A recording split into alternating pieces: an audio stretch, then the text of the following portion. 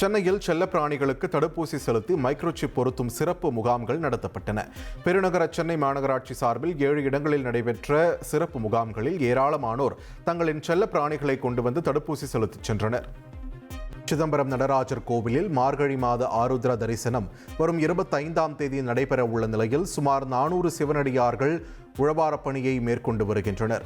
தூத்துக்குடி, எட்டயபுரம் உள்ளிட்ட பல்வேறு பகுதிகளைச் சேர்ந்த சிவனடியார்கள் கோவில் முழுவதும் உள்ள குப்பைகள், புல், செடிகள் அனைத்தையும் அகற்றி கோவிலை தூய்மைப்படுத்தும் பணியில் ஈடுபட்டுள்ளனர். ராமேஸ்வரம் அருகே உள்ள சங்குமால் கடற்கரையில் கடல் அரிப்பு காரணமாக தென்னை மரம் வேரோடு சாய்ந்தது.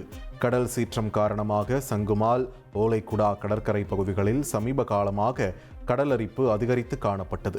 இதனால் கடற்கரையில் உள்ள தென்னை மரங்கள் வேரோடு சாய்ந்து கடலுக்குள் செல்லும் நிலை உள்ளதால் அதிகாரிகள் விரைந்து நடவடிக்கை எடுக்க அப்பகுதி மீனவர்கள் கோரிக்கை விடுத்துள்ளனர்.